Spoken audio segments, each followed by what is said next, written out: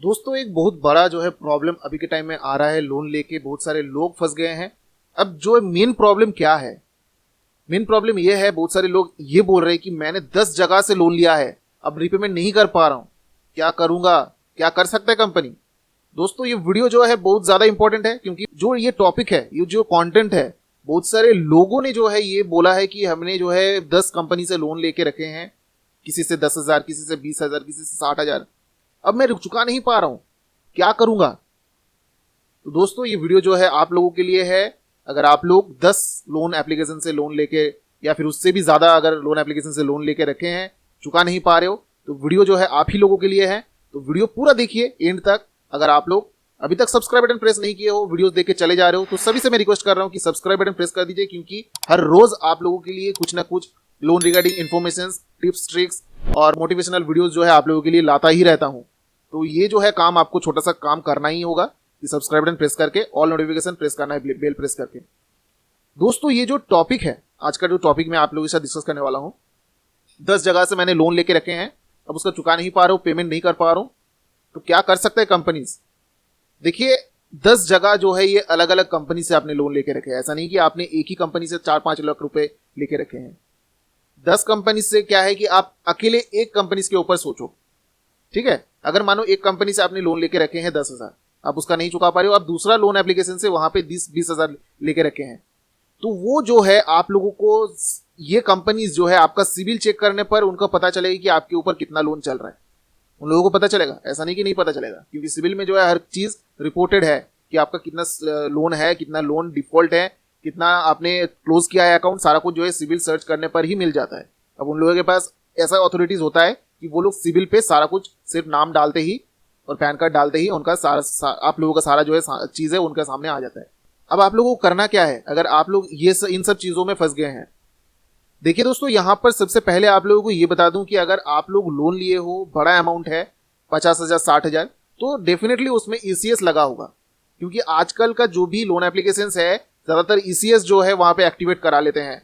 इससे क्या होता है कि ईसीएस अगर मानो कि आप पेमेंट नहीं करते हो खुद से, तो वो बैंक से काट लेता है, ठीक है? ऑटो डेबिट हो जाता है आपके बैंक अकाउंट से, जो भी बैंक अकाउंट से लिंक होता है।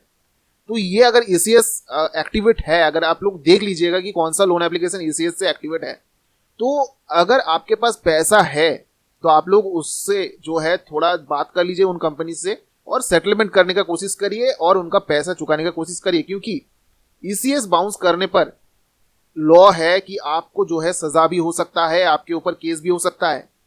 ध्यान रखना है कि आप लोगों के जो लोन अकाउंट है उसमें ईसीएस एक्टिवेट है, तो प्लीज उसका जो है अकाउंट क्लोज करने की कोशिश करिए।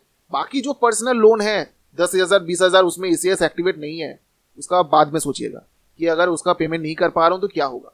सबसे मेन चीज वो लोग करेगा कि आपका सिविल तो डाउन करेगा ही। सिविल ऐसे ही खराब हो गया कि 10-20 एप्लीकेशन से आपने लोन लेके रखे हैं, तो सिविल ऐसे ही डाउन हो जाएगा पूरा। जीरो तो नहीं होता, लेकिन 300 तक चला जाएगा पूरा, एकदम पूरा डाउन, लास्ट तक, नीचे की तरफ, ठीक है? तो यहां पर आप लोगों को सिर्फ ईसीएस एक्टिवेशन अगर है तो उनका जो है लोन पेमेंट करना है। अगर पैसा नहीं है तो क्या करना है? देखिए, अगर आप लोगों को लग रहा है कि ये कंपनी आप लोगों के खिलाफ कोई एक्शन ले सकता है, अगर मानो आपके पास कोई कोर्ट का समन आ जाता है, बहुत सारे ऐसे एप्लीकेशन है जैसे कि लेंडिंग प्लेट ऐसा नाम का कोई एप्लीकेशन है जो कि कोर्ट का समन भी भेजता है ऑनलाइन। अगर ई कोर्ट सर्विस में अगर आप चेक करते हो तो उस पर भी जो है आप लोगों को कोर्ट की जो केस है वो वहां पे देखेगा रजिस्टर्ड हुआ।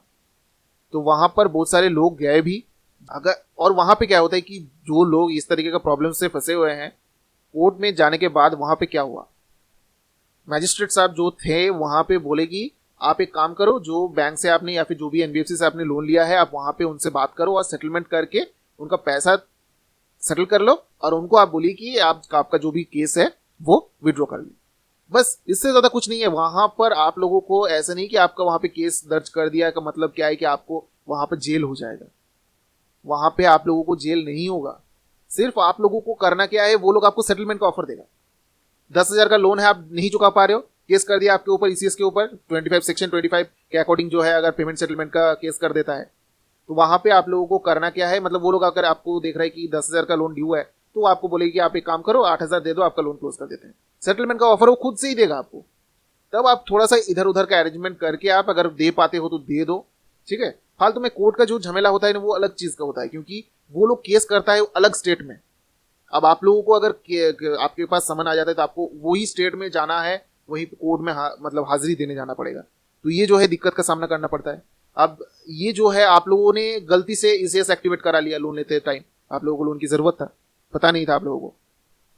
जो लोन एप्लीकेशंस का ईसीएस एक्टिवेट नहीं है उनका कोई दिक्कत है ही नहीं, क्योंकि अगर आप उसका रिपेमेंट नहीं भी करते हो, अगर पैसा नहीं है तो वो लोग सिर्फ आपको परेशान करेगा, हैरेस करेगा, बस इससे ज्यादा कुछ नहीं कर सकता। उनके पास लीगल अथॉरिटीज होता है, लेकिन वो लोग इतना जो है दिमाग नहीं खराब करेगा आपके पीछे कि भाई इतना पैसा फंसा हुआ है या फिर इनके पास से पैसा लेना है। वो लोग बोलेगी कि भाई छोड़ो, मैं दूसरी जगह में इन्वेस्ट करूंगा, उनसे जो है उससे 3 गुना मैं कमा लूंगा। ये सब जो है सोच उनका रहता है उन लोगों का, ठीक है। तो आप लोगों को डरना बिल्कुल भी नहीं है। 10 लोन एप्लीकेशन से लोन लिए हो या फिर 20 लोन एप्लीकेशन से लोन लिए हो, चुकाना है। सबसे मेन चुकाना क्या है कि ईसीएस अगर एक्टिवेट है तो उनको पहले आप सॉल्व करने का कोशिश करिए।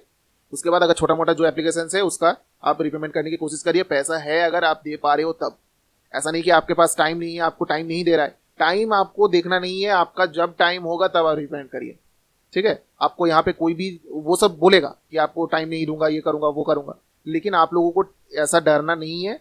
दोस्तों अगर आपके मन में जो डर है कि 10 लोन एप्लीकेशन से लोन लेके रखे हैं, अब कंपनीज जो है आपके ऊपर जो है स्ट्रिक्ट एक्शन ले सकता है, तो डरने की बिल्कुल भी जरूरत नहीं है। ऐसा कुछ होता नहीं है, नहीं करेगा कुछ भी।